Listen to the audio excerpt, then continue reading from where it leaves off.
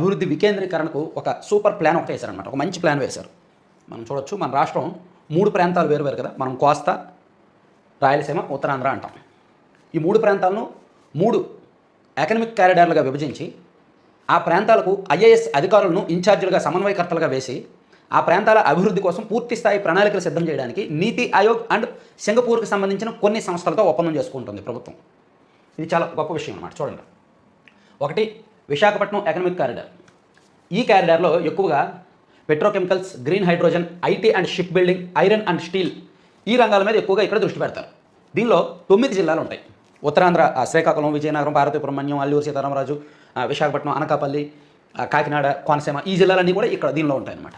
And తర్వాత Amaravati economic corridor. ఇది ఒక కారిడార్గా ఉంటుంది. దీనిలో 8 జిల్లాలు ఉంటాయి. ఏలూరు, పశ్చిమ గోదావరి, పల్నాడు, గుంటూరు అండ్ బాపట్ల, ఒంగోలు, ప్రకాశం ఆ జిల్లాలన్నీ దీనిలో ఉంటాయన్నమాట. ఎన్టీఆర్ జిల్లా, కృష్ణా జిల్లా అవన్నీ.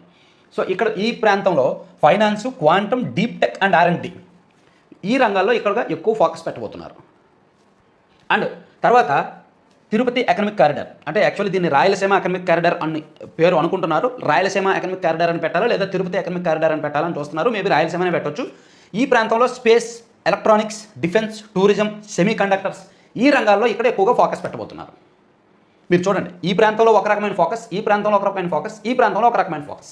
ఆ ప్రాంతాలకు ఏది అనుకూలం, ఏదైతే బాగుంటుంది అనే దాన్ని బట్టి ఆలోచించి పెట్టారనమాట. ఇప్పుడు ఆల్రెడీ విశాఖపట్నంలో ఐటీ అండ్ షిప్ బిల్డింగ్కి సంబంధించి, గ్రీన్ హైడ్రోజన్కి సంబంధించి కొన్ని ఒప్పందాలు వచ్చాయి. ఐటీకి సంబంధించి డేటా సెంటర్స్, ఏఐ సెంట్రలైజ్డ్ హబ్స్కి, అలాగే పెద్ద పెద్ద సంస్థలు గూగుల్, మైక్రోసాఫ్ట్, టీసీఎస్, కాగ్నిజెంట్ లాంటి పెద్ద పెద్ద సంస్థలు ఆల్రెడీ ఒప్పందాలు చేసుకున్నాయి, వస్తున్నాయి. అలాగే గ్రీన్ హైడ్రోజన్ ప్రాజెక్టులు కూడా వస్తున్నాయి.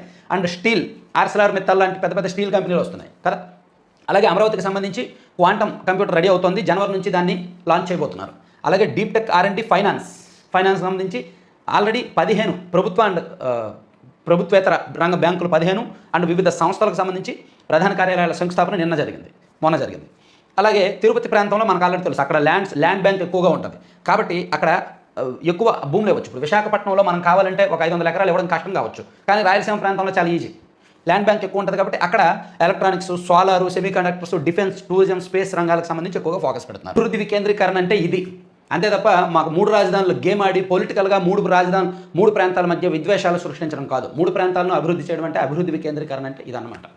గతంలో ఎంతమంది పాలకులు వచ్చినా లేదా భవిష్యత్తులో ఎంతమంది మారినా చంద్రబాబు నాయుడు గారు మాత్రం ఆయన ఆలోచన, ఆయన విజన్, ఆయన ముందు చూపు వేరు.